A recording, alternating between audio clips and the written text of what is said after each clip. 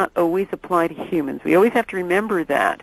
But they do find that these lab studies on rats show that it's a powerful central nervous system toxin, and it shows things like behavioral problems and all sorts of learning disabilities. They also show that fluoride accumulates in important regions of the brain, and particularly like the hippocampus, and that's supposed to be the central processor which sort of integrates things like memory, motivational stimuli, and that helps to produce all the things that we do on the decisions we make in our behavior. And it also seems to modify memory. And of course, kids without, short-term memory, or if they have problems with that, demonstrate learning deficits.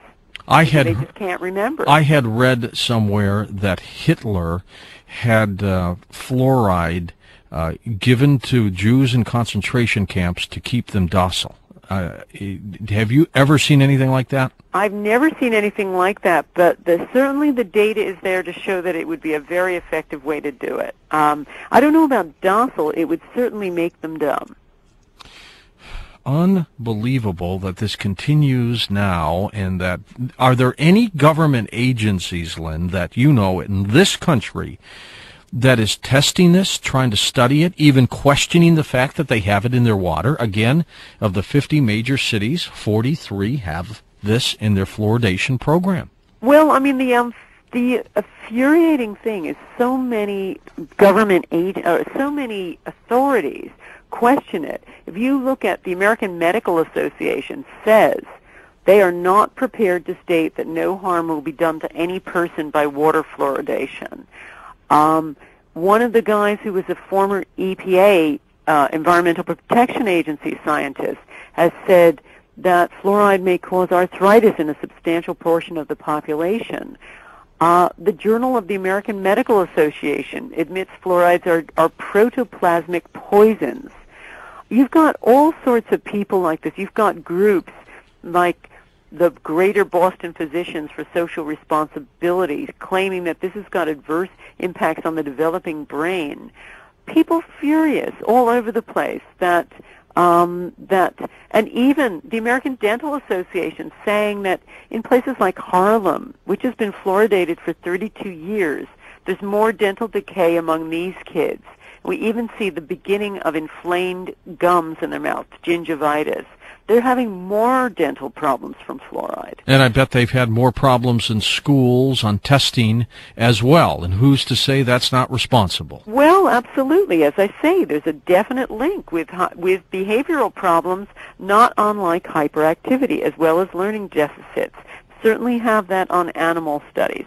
But what was really surprising was how little exposure was needed before this kind of subtle brain damage was seen. A 2001 December letter from the Surgeon General goes on to say almost two-thirds of the United States population served by public water supplies consume water with optimal fluoride levels. Unfortunately, over one-third of the U.S. population, 100 million people, is without this critical public health measure. So their plan is to make sure every American gets fluoride. I mean, it's amazing because you see so many authorities in America who are saying that this is a huge fraud.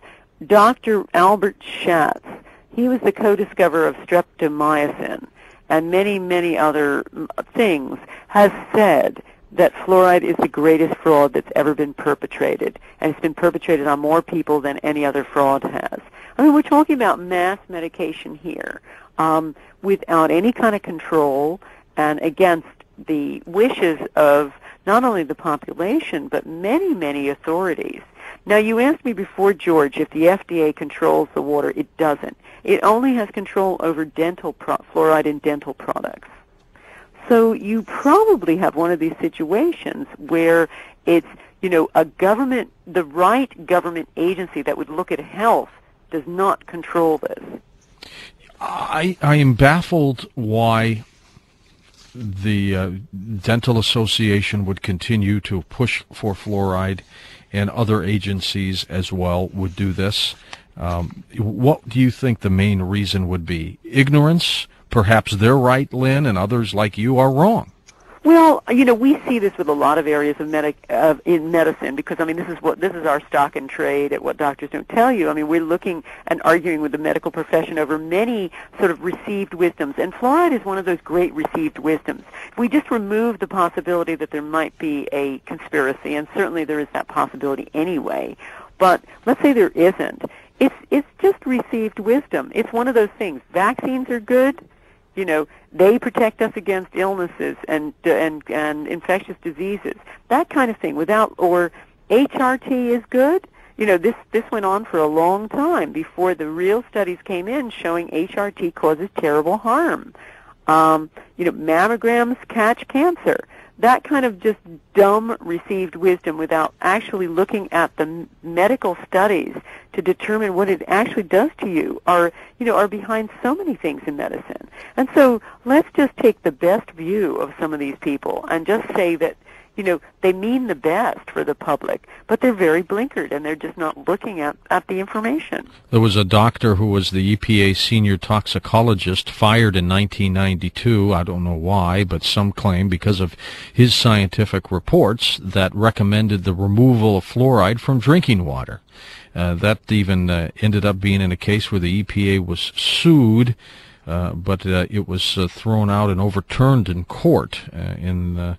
Apparently, the judge in the initial trial said that cancer, genetic damage, intolerant reactions, chronic toxicity, including dental problems, and it went on and on and on and on. Yes. But this is the thing. There's a laundry list of people who have complained about this.